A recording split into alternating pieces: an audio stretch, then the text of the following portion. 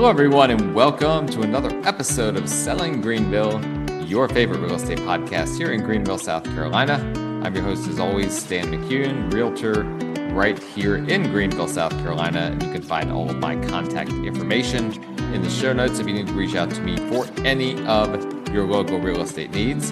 Just a reminder, as always, please like, rate, review, subscribe to the show. Listen, if you're watching on YouTube, literally, there's a little thumbs up button. You press the button. Please just scroll real quick, press the button, and that's it. You may hear a little bit of an echo this week. And if you're watching on YouTube, you see a few things that are different. This is not my office. This is actually one of my company offices in downtown Greenville. Now, if you're a realtor from Stan Joyner Realtors and you're wondering why it is that I am while I'm manning the office, also recording a podcast, I waited until after hours. I've been here since 5 o'clock. This downtown gallery closes at 5. Now I'm just doing a quick little recording here. So don't get upset with me about that. But I apologize if it's a little echoey today. I've got the mic like right here to try to absorb my sound as much as possible. I've got the volume turned down as much as possible. But this is not the acoustics in this room are not particularly good, but I want to get you guys the content that you guys want. And I know that you guys, my listeners, will ignore the echoiness, or at least forgive me for it, for a one-off episode. I'm not going to be doing this from now on. This was just what needed to be done in order for me to get this content out to you guys today. All right. So I wanted to, kind of zoom out and talk not just about, we've talked a lot about big picture things going on in the Greenville-Spartanburg market right now, even to the point where, I just interviewed Representative Frank. He talked about a lot of things that pertain to real estate, but it was talking more about it from a political standpoint. Obviously, we talk about the market stats every month. I want to talk about just what I am feeling, what the vibes are like. What is the real estate market like in the Greenville-Spartanburg market right now? Okay, and I'm recording this the end of July 2025. And I know that you guys are interested because I get this question a lot from people is, well, what's going on in the market? What is the market like right now?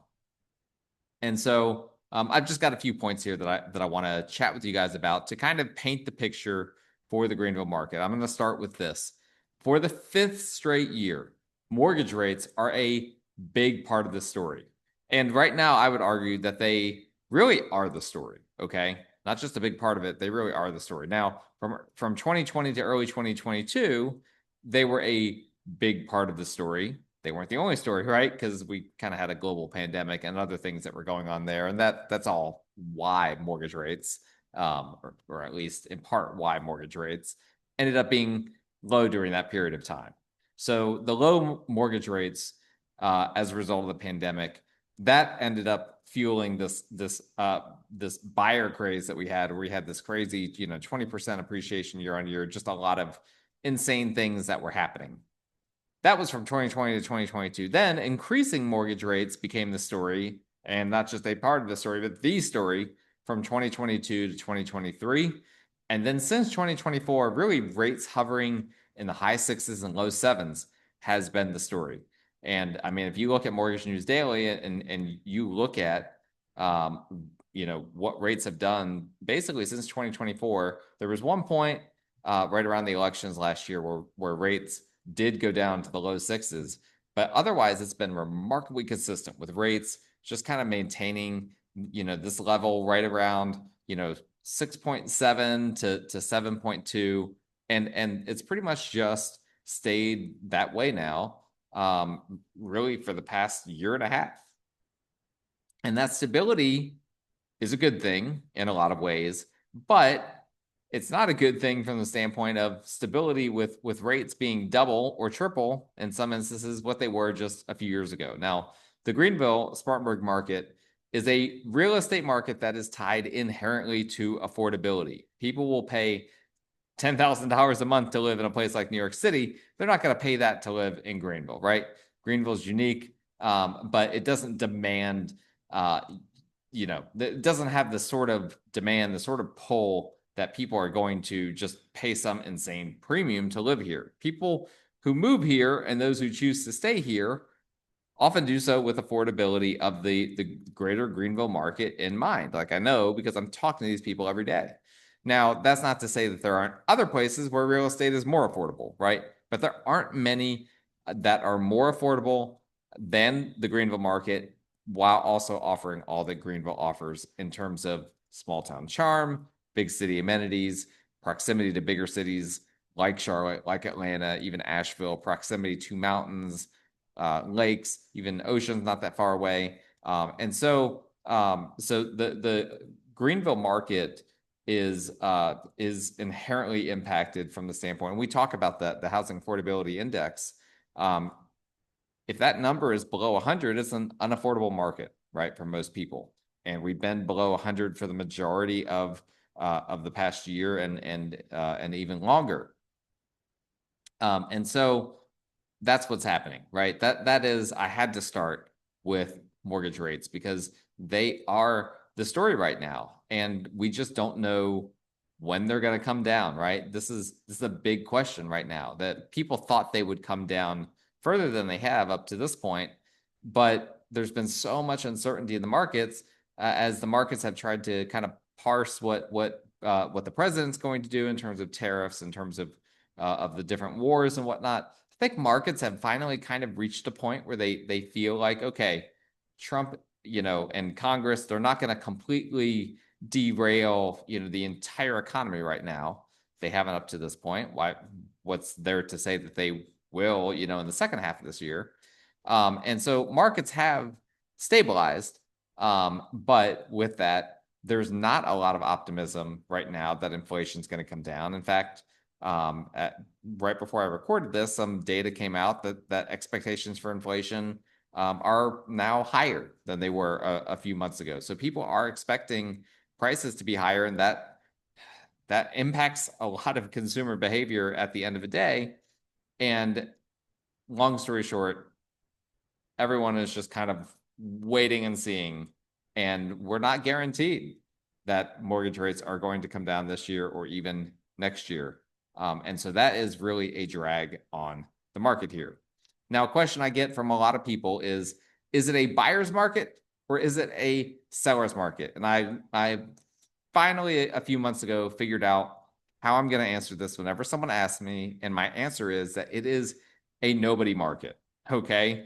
We have seen modest appreciation on a home sale pricing, which makes sellers happy, given that actually interesting data point that I saw just today as well, that 50% of US cities are experiencing home prices that are depreciating, becoming more affordable. That's the nice way of saying it, or depreciating. That's the way that sounds bad, because of how much construction these markets are doing. Which, by the way, as an aside, is the reason why Greenville's prices and Spartanburg's prices are still going up, albeit not as much as perhaps people would expect, but it is still going up despite the fact that 50% of US cities are seeing prices going down. And that's simply because those cities are putting up more construction than we are here in Greenville. And regardless of whether you think that we have tons of construction going on around here, I mean, I see it. I feel like we have tons of construction going on as well. It is not as much as most of the rest of the country, and particularly when it comes to how large of a city that Greenville is and how large of a county it is. And the same thing for Spartanburg. So long story short, we have all of that going on where the prices are continuing to go up, but at the same time, a lot of other metrics show that the market is soft and getting softer. So it's not a seller's market, but you can't really say it's a buyer's market either, right? Prices are still going up. We're still, not seeing things becoming more affordable all of a sudden. So long story short, buyers feel like nothing's affordable. Sellers feel like their homes should be worth more than they are. And I will say that while the greater Greenville and greater Spartanburg markets as a whole are seeing prices continue to increase, many people are having to sell and take a loss on their home at the end of the day. I'm seeing that over and over again. And honestly, at this point, it's pretty much every day that I come across a listing where a seller is selling for less, or they've got a home listed for less than what the seller bought the home for. And this is especially true. We've talked about this before. If they bought their home in the past 2 to 3 years, and it's particularly true if they bought the home in the past 2 to 3 years and it was new construction at the time that they bought it. I'm not going to rehash all of that. We've talked about this before. But people that bought their homes the past 2 to 3 years, a lot of them are struggling to be able to recoup what they paid when they bought it. So long story short, not to be crass here, but this market to me just feels like a clogged toilet that just keeps spinning and just doesn't go anywhere. And the only solution is likely the plunger. Again, sorry, this analogy stinks. The only solution is likely the plunger of lower rates, lower mortgage rates specifically. However, there comes a point once rates go down that then a lot more buyers that are currently off to the sides could then come back off the sidelines and shift us back to a seller's market. At some point, it will happen if rates come down. And that could be the story of 2026, the story of 2027, or maybe later. Who knows? It all depends on what happens in our economy. Now, another question I get a lot, I shouldn't say a lot, but sometimes people will call who don't really understand what's kind of happening just in general in our country, and they'll ask about foreclosures. Are you guys seeing an uptick in foreclosures? Well, even in the markets that are becoming more affordable, markets, like in Louisiana and Texas and Florida, a lot of the Gulf Coast states are seeing prices coming down for a variety of issues. The new construction I already mentioned, but also issues with insurance and things of that nature. Those markets have, honestly, I don't even remember where I was going with that. Those markets have been coming down, and I would imagine that there are foreclosures happening in those markets. But generally speaking, even if you look at the metadata for the entire country, I really don't know where I was going with that about the Gulf Coast states. But if you look at the metadata about our country right now, and foreclosures and debt and defaults and all of that, foreclosures are still extremely low, and that's particularly true in the Greenville market. We are just not seeing foreclosures, Spartanburg as well. We're just not seeing foreclosures ticking up. Do they come around every now and then? Yeah, they come around every now and then. And yes, there's auctions that the counties do and whatnot. But we're not seeing any sort of major influx of foreclosures into the inventory that's here.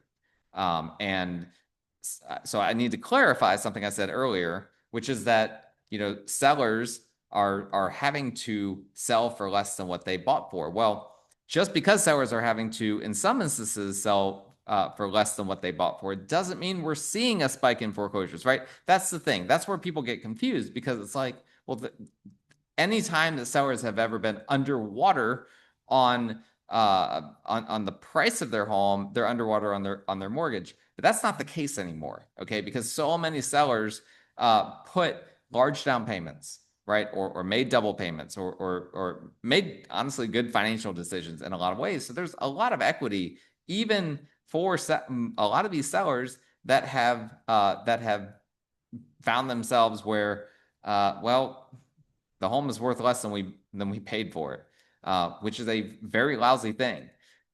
So a seller can be upside down on equity, but still not upside down on their mortgage, right? If they actually, and I shouldn't say upside down on their equity, but upside down in terms of home value, right? Because they have equity by means of the down payment that they made, or maybe in some other ways. So I'm seeing sellers listing their homes for sale for less than what they bought the home for, but they can afford it. It's not a short sale. They have enough equity that they're just going to end up not making money when they sell the home. So it's a really lousy situation to be in if you're a seller like that, but you've got to realize that this is just the market that we're in right now. It is a nobody market. And some sellers are seeing that it doesn't feel great. And we've had that happen multiple times. Now, buyers, again, because it's a nobody market, buyers are also struggling. They're spending a long time on the fence. And I'm hearing this from many different realtors while I'm also seeing it myself for firsthand. So the reality is this, because most people who are looking to move here have such low mortgage rates, a lot of them are simply waiting for the perfect house to come along, or people who are looking for that next house. Same thing. Maybe they need something bigger. Or they need to move to a different part of town because of work or whatever. They are simply waiting for the perfect house to come along and just waiting on the fence until that happens. Investors are struggling to make deals pencil with the current mortgage rates. And really, in my opinion, the only buyers who are really aggressive right now are the first-time home buyers who don't care about rates as much as others because they just want to buy a home. That was the boat that I was in when I bought my first home. It was 6.5% mortgage rate, which isn't a whole lot lower than what average rates are. In fact, probably some of you listening to this could probably get a 6.5% mortgage rate if you talk to a lender. That was my first rate. I was thrilled with it because I just wanted to buy a home, right? Obviously, people relocating who kind of have to move here for work or other reasons and just have to just absorb those higher rates, they're still moving. And obviously cash buyers as well. They're not affected by these rates at all. The majority of the rest of the buyers, not all of them, but the majority of the rest of the buyers are just kind of waiting. And the reality is that buyers right now don't feel like they have a lot of options, despite inventory honestly being historically high. I just checked a few minutes ago, there were 5,433 active homes for sale right now in the residential category of the multiple listing service. Of those 5,433, 2,119 are new construction. So 39% of the homes for sale are new construction. The homes for sale in the multiple listing service are new construction. Guess what? Most new construction in the area is built by production builders who crank out several hundred homes per neighborhood that all look very similar. So if buyers don't feel like they have a lot of options, well, roughly 40% of the market is new construction that all kind of looks the same, right? And a lot of them have similar shaped lots. A lot of them have similar feelings to the neighborhoods. So yeah, there's a reason why you don't feel like there's a lot of options, even those 5,400 plus that are for sale right now. 40% of those are all new construction. There's another reason, in my opinion, why a lot of buyers feel like there aren't a lot of options right now. Many of the homes for sale are in rural areas. And I cheat a little bit. I had ChatGPT analyze the homes currently for sale to see if they were in rural areas or not. Now, I did check it. And in my opinion, it did a pretty accurate job of estimating this for me. It came up with 1,526, or roughly 28% of current active listings are in rural areas. Now, some people prefer rural. Maybe you're a listener and you're like, heck yeah, I'd love to be in a rural area. But the majority of home buyers do not. The majority of home buyers want to be in urban or suburban areas, not rural areas. So among the homes in rural areas, then I went a layer deeper. Well, how many of them are new construction? 41.7% of the rural listings were new construction. So there really is even less demand. And by the way, in rural areas for new construction than there is near a city. That's just the reality of it. Obviously, if people are building a custom home in a rural area, that's a different thing, but that's not what's showing up on the multiple listing service. Very few custom homes in these rural areas are a part of the active inventory. And then, of course, you've got the reality that is the lack of affordability that we've already talked about. Of these 5,400 and change properties, the median sales price for them, for these active homes for sale right now, was $349,900. That's a huge jump from what it was just a few years ago. And again, with all that new construction, it's still not enough to cause prices to get more affordable. And of course, new construction makes up a huge chunk of the homes that are 350 and below in price. And so yeah, even though there are 5,400 homes for sale is a lot in comparison to like a tremendous amount in comparison to recent years. But that doesn't mean that there are a lot of options out there. And that's what buyers keep finding.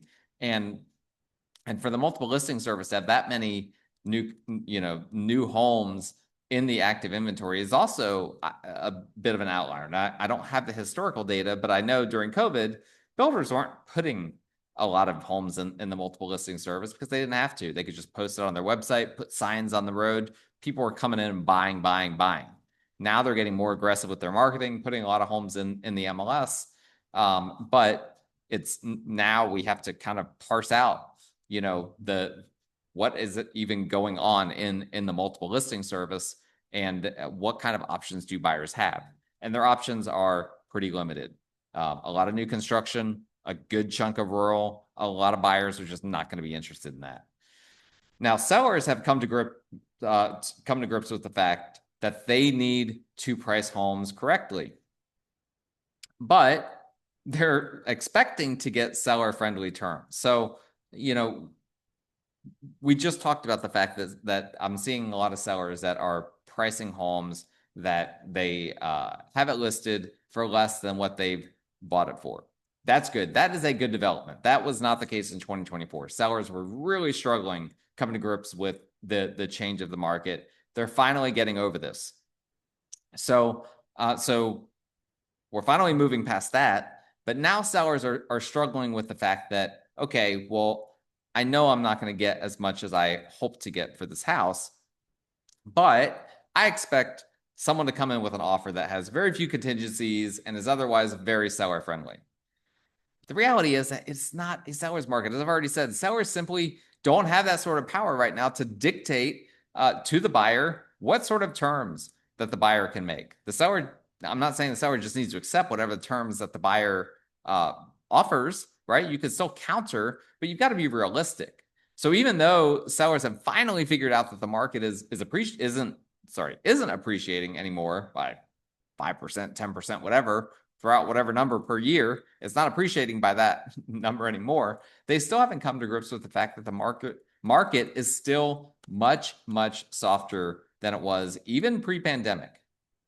So this is something that is probably going to start to change if mortgage rates don't come down, is that sellers are going to have to start to, again, continue to adapt and now understand that, okay,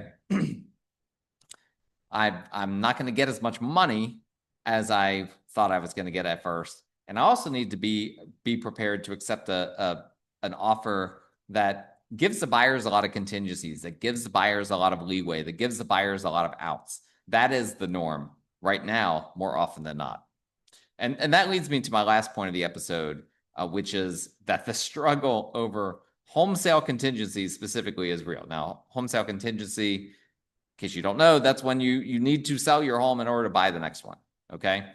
Now, nearly all homeowners right now need to sell their home to buy the next one. But sellers and listing agents, in my opinion, are really struggling to come to grips with this reality and trying to avoid home sale contingencies at all costs still. I had one of these just recently where my buyer client had a home sale contingency. It was a pretty good one, because there's different degrees of home sale contingencies, right? If you don't have the home listed, that's a bad home sale contingency. I'm making an offer that's contingent on me selling this home and I don't even have it listed. Almost no sellers in any market are going to accept that. If you have it listed but not under contract, that's the next level, that's better, but still not great. If you have it listed and under contract, that's a good home sale contingency. And if you have it listed under contract and the home is that you're selling, that is a part of this contingency, is through its contingencies, that's an even stronger one, right? So this one was on the stronger side of that spectrum. And the seller really, really wanted to negotiate hard with me and with my client on the price because of having that home sale contingency in there. And in my opinion, they were unreasonable and unrealistic about the value of the home. And eventually my clients decided to move on. Now, it wasn't just because of the hardline negotiation. There were other factors. But the interesting thing is that since that time, the sellers have had to reduce their price to lower than what my clients were willing to offer. And my clients have also, during that time, sold the home. that they were trying to, make their offer contingent on. So the seller just lost several $1,000s at least by trying to play hardball, and their home still isn't under contract. It's still active right now. And they could have been under contract with my buyer client. We'd already be through the home sale contingency.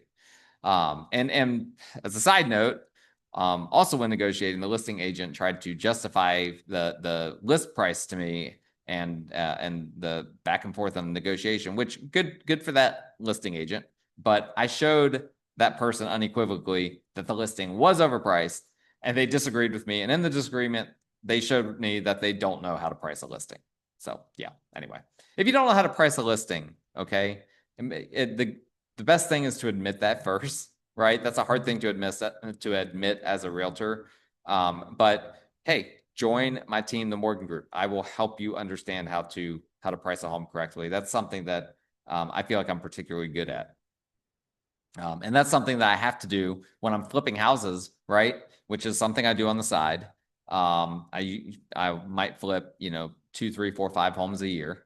Not a huge part of what I do, but I need to be able to figure out not just what the home is worth now, but after I do a bunch of updates to this home, what's it going to be worth afterwards? And I'll just be honest, a lot of people can't do that accurately. In fact, a lot of house flippers, at least inexperienced ones, tend to mess that up, and they can find themselves in trouble really, really fast. So anyway, just a little plug there for myself. If you need a real estate team, or if you need some help with your real estate, I would be more than happy to talk to you and discuss that with you. But for everyone else, that is what I am seeing in the real estate market right now. All the anecdotal stuff, for those of you that don't like the data as much, that you like stories, you like anecdotal, there you go. I gave you a bunch of that, and I hope that's helpful for you guys. If you have any thoughts on that, if you're a realtor and you disagree with me, let me know. Shoot me a text. Don't get aggressive with me on Facebook, and because I would prefer not to have those sorts of conversations in a public forum. But hit me up if you are a potential buyer, potential seller, whatever, interested in Greenville-Spartanburg area, buying or selling a home. Hit me up as well. My contact information is in the show notes. This is your last chance to, if you're on YouTube, to hit the like button. Hit it. Hit that thumbs up button. It'll take you a second. Please, if you're using any other platform, subscribe to the shows. Hit the bell on YouTube as well. Make sure you subscribe. Subscribe on whatever platform you're using. If you can leave a rating or review, that would be great as well. And we will talk again next time.